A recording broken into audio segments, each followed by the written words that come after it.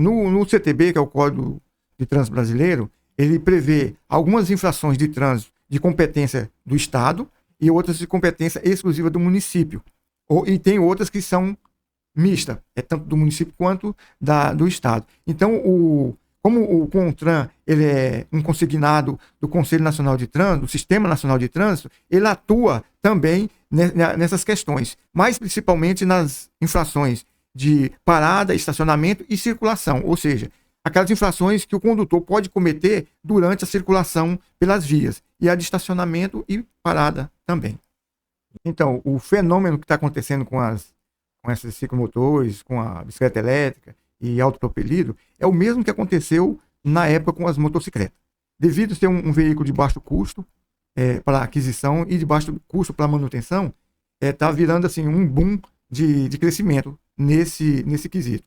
E aí o que nós, como gestor público na área de trânsito, devemos fazer é organizar, de acordo com a legislação, esse crescimento, disciplinar de acordo com o crescimento. Então nós devemos fiscalizar, obviamente, e orientar, principalmente os pais, né, que liberam, embora seja uma bicicleta elétrica, um autopropelido, mas ele entra em concorrência no trânsito com os outros demais veículos. E para isso, eles precisam ter informação a respeito da sinalização de trânsito, uma prioridade, onde ele deve virar, não deve virar, conhecer as placas de trânsito. Então, essa é uma preocupação muito grande e cabe a nós, inclusive, utilizar desse meio de comunicação para estar esclarecendo os pais, os responsáveis e os usuários da via com relação à utilização desse meio de locomoção. Quando eu assumi o CONTRAN, em dia 2 de março, eu apresentei ao prefeito, ao secretário de administração, um plano de trabalho. E nesse plano de trabalho, nos primeiros 60 dias, é basicamente diagnóstico. Mas nós já começamos a atuar em alguns casos mais pontuais. Mas é levantar toda a problemática que o município tem relacionada ao trânsito. Então, isso nós estamos fazendo. Nós estamos conversando com pessoas estão trazendo para a gente essas problemáticas e a gente está pontuando ela para que, no momento oportuno, a gente vai estar dentro de um critério de prioridade, vai estar fazendo as adequações necessárias para trazer a segurança no trânsito. Mas é uma preocupação nossa e do prefeito, principalmente, em estar sanando essas dificuldades que tem apresentado, essas queixas, esses reclames da população com relação ao trânsito. E nós estamos também agregando a isso, não só coletando as informações das pessoas, mas também estabelecendo estatísticas sobre o que está acontecendo. Tem muitos sinistros de trânsito, acidentes que a gente chama, que eu vou no local, verifico, estudo o cenário do acidente para ver no que a gente pode estar mudando ou não mudando para poder coibir um outro acidente naquele mesmo local. Motivo ou circunstância que aquele acidente veio a ocorrer, para que a gente possa estar entrando com remédio ali, com sinalização, um bloqueio de via, ou elegendo um cruzamento para que possa ser feito a rotatória ou um outro mecanismo que ajude a trazer segurança. Os agentes de trânsito que usam o uniforme CAC, eles são subordinados diretamente ao CONTRAN. Eles são responsáveis pela fiscalização do trânsito. Juraci, eles são muito importantes, Juraci. Muito importantes ali no trânsito. A gente tá sempre acompanhando, você vai passar aqui, tem uns lugares assim que tem um fluxo muito grande de gente e há um respeito quando eles estão ali. A resolução 966, ela começou a disciplinar lá em 2023, porque veio que a matéria é tão complexa, né? Começou a disciplinar o uso desses meios de locomoção lá em 2023. Só agora em janeiro de 2026 que veio entrar em vigor. Então, para esclarecimento, o que é um ciclomotor? Um ciclomotor, segundo a legislação, diz que é um veículo, né? Ele pode ter até 3 rodas e que ele atinge aí a velocidade de 50 km por hora, né? Ele tem uma capacidade de 4.000 volts, né? Que é a capacidade de impulsionar e necessita de uma autorização, no mínimo um ACC, que é a autorização para conduzir ciclomotores. Não precisa de habilitação. Não. Tem que ser uma autorização. Se a pessoa tiver a habilitação na categoria A, tá coberto e alinhado, como a gente diz, tá certinho. Mas se não tiver e quiser tirar um ACC, como obrigado. ele faz para tirar essa ACC? É o mesmo processo da habilitação. Então, logo... Tira no Detran? No Detran, nas autoescolas, tudo naquele mesmo processo. Tem que ter 18 anos. Então, se a pessoa vai tirar um ACC, o custo praticamente vai ser o mesmo tira logo a habilitação A, categoria A. Ela tem uma velocidade de até 50 km por hora. Então, é um veículo que se desloca com uma certa velocidade. E entra na mesma regra da motocicleta. E necessita também a pessoa estar com capacete, que é um equipamento de segurança. Tem que estar com retrovisor, essa ciclomotor também. É a mesma regra de uma motocicleta. A bicicleta elétrica é uma bicicleta que é assistida por pedal. Tem que ter um pedal conjugado ali na parte da propulsão. Elétrica com propulsão humana. Então ela se caracteriza a bicicleta. Essa não precisa de habilitação. Necessariamente não é exigido o capacete, mas se a pessoa quiser usar, esse é cauteloso. É bom, né? Esse é prudente. E um retrovisorzinho, se puder colocar nela, também ajuda para não ficar olhando para trás e cair, bater num buraco. Então, não é obrigatório esses equipamentos de segurança na bicicleta elétrica. Ela pode usar a ciclovia, né? Ela pode ir na calçada. Então, ela não tem aquela regra de veículo formal. Como o ciclomotor não pode. O ciclomotor não pode. É a mesma regra da motocicleta. Então, ela não pode. E também, a autopropelido segue a mesma direção de exigência. Não precisa de capacete, não é exigido capacete, não é exigido retrovisor.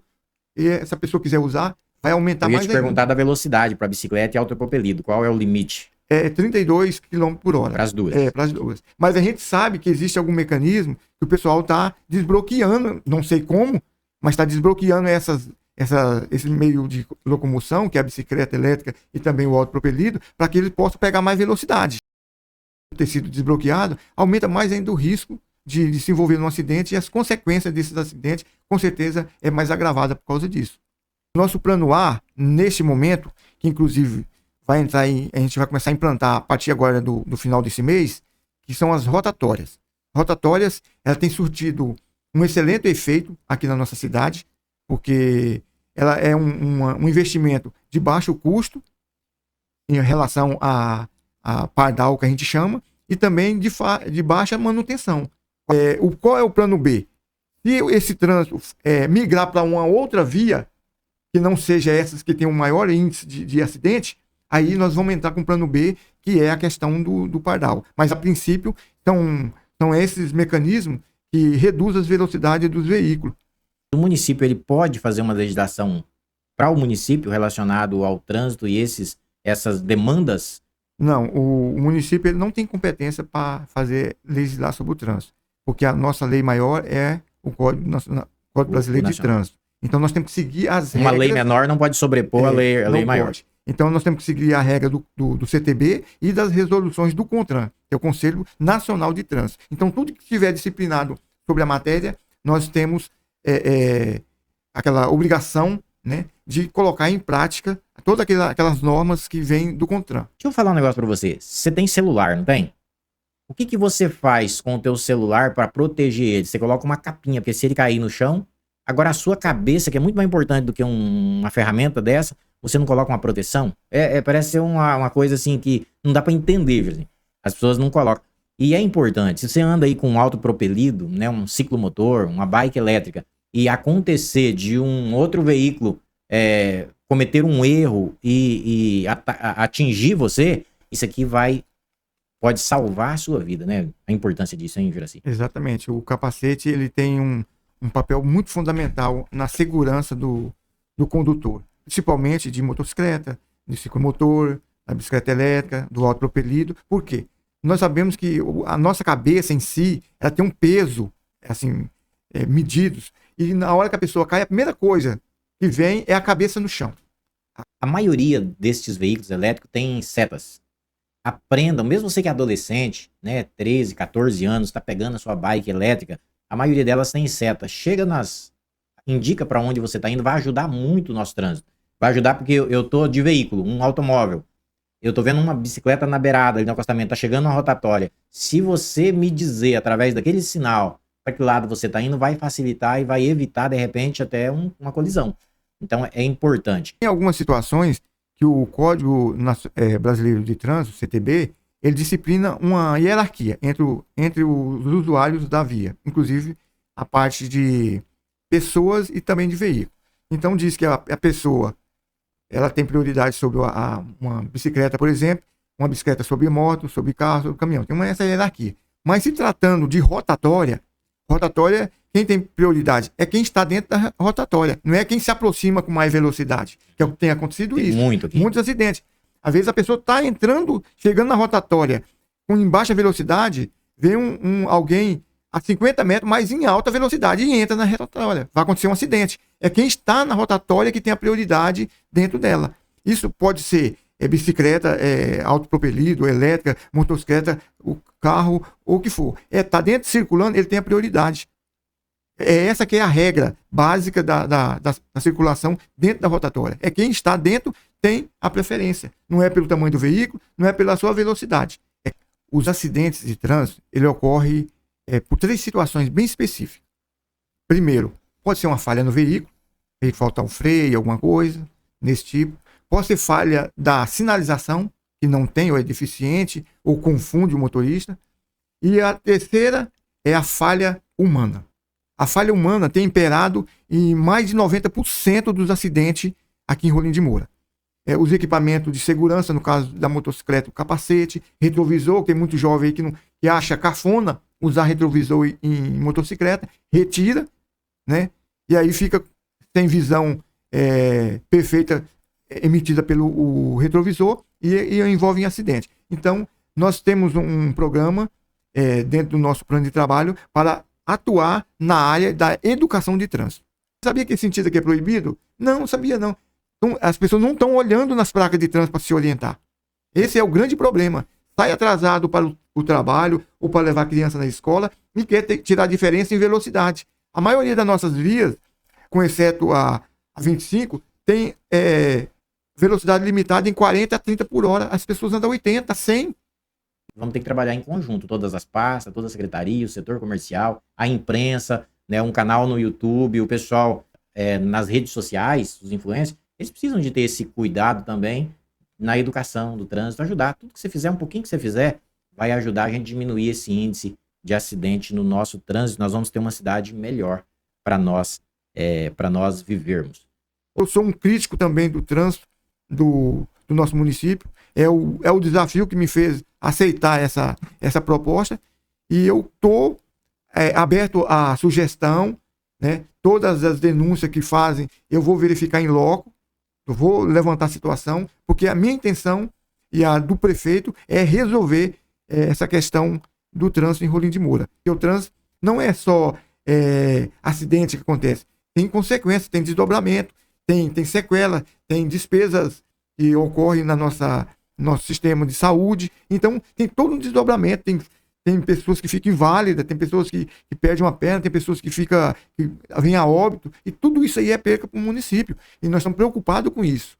E aí, só que a gente conta com a participação dos condutores, não só dos condutores, mas também de pedestres, porque nós somos trânsito, pedestre, condutor de motocicleta, bicicleta, automóvel, todos nós fazemos parte do trânsito. Nós somos agente direto ali da situação. Exatamente, a gente conta com a colaboração, com a educação e com a observação da sinalização do trânsito no nosso município.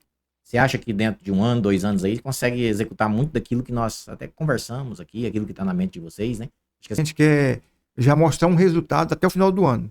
Até o final desse ano a gente quer mostrar um resultado prático na redução desses acidentes, na sensação de segurança da população. E isso aí vai ser visível.